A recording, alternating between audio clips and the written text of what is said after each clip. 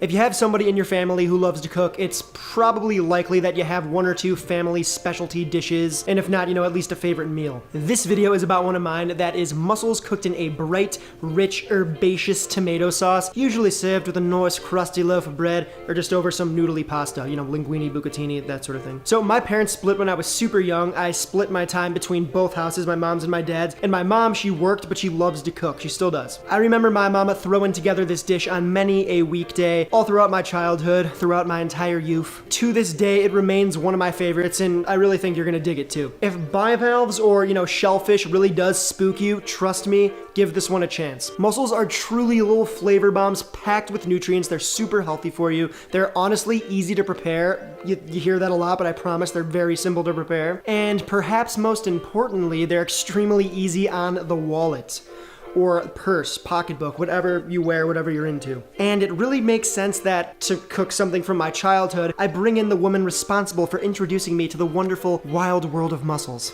my mama. Guys, this is my mom. Say hi, mother. Hello, everyone. Today we are going to be doing a special recipe, a family recipe from my grandpa, her dad. What's it called? This is actually called Mussels Provencal. Mussels Provencal. You heard it here first. So one of the reasons that you love this recipe so much, Adam, I don't know if you remember this, I used to take, we were sort of poor back then. I used to take the mussel shells and I'd scrub them and he would take them into the bathtub with him. Yeah. And he'd play with them and he'd pretend he was at the beach. Yeah, we had a troubled childhood. Okay, so we need about a tablespoon of olive oil. We'll pop that in there and get that nice and warm. Okay. So this is about a cup of onion. Cool. That is a white onion. Okay, pop it in. Pop that in. And we're gonna let that cook for about 4 to 5 minutes. I like to do the onions first before I add the garlic because we don't want the garlic to burn either. And you get a little bit of that sweat and then that manages it pretty well. Onion sweat. Yum. So this is 2 to 3 plump cloves of garlic. Yes, ma'am. You can do a little bit more, you can do a little bit less depending on your liking. Cook this for how long? Oh, just about a minute until we start to smell it. Herbs and wine? Yep. Okay. This is what?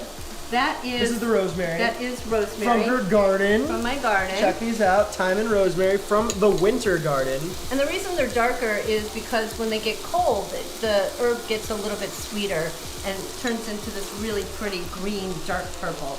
Swing. So I like to get that mixed in. Then I'm going to throw the bay in. Can I? Yep. Throw that in. This is fresh bay. Fresh bay leaf. You can do 1 big or 2 small bay leaves. Does that smell good?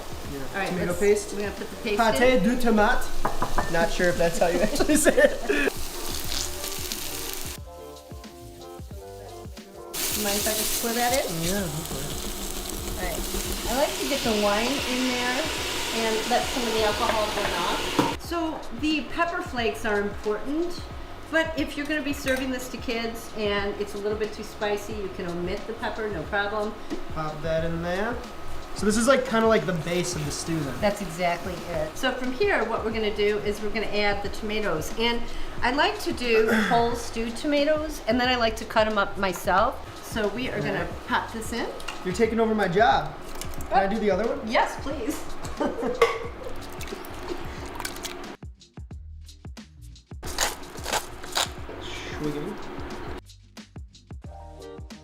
Mmm, so good and tasty.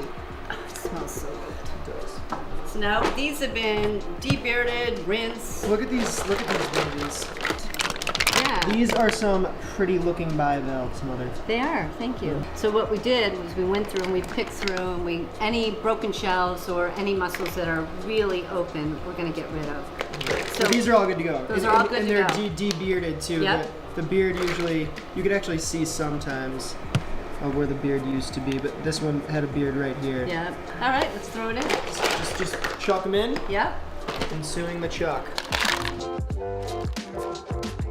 Oh, another cool thing about mussels when I cook them too is that they're kind of naturally briny and salty, so when you're seasoning this, go a little lighter because you can always season at the end. Yep. But as you're seasoning throughout and layering your salt, and keep that in mind because these will open. And in my opinion, the real value is the juice that they exude. What they impart. Like the meat is fun to chew on and it's delicious, obviously, but like the flavor of the mussels. Yeah. Oh yeah. It Yeah. helps Oh use my gosh, two can you flavors. smell that?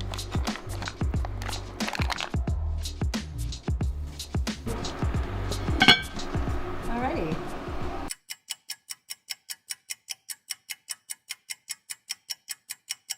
Okay, so how long has it been, roughly? It's somewhere between 4 and 6 minutes. It depends on your burner, and really the best way to do it is when you open up the lid and you stir it around.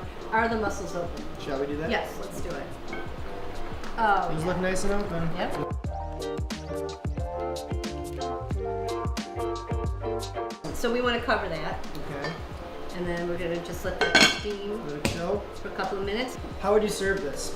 I'll put it into a big shallow bowl so people can just kind of jump for like in. a partay version. Or, you know, Okay. 6 people, you know. I like so, that. All right, so these have been steaming for like what, a couple minutes now? Yeah, Probably they- ready to rock, right? Yep, ready to go. All right, let's show you.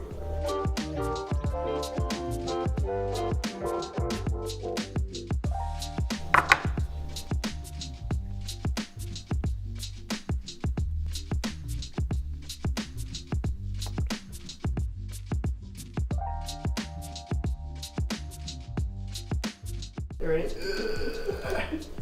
This is arguably the most important part. Yes, it is.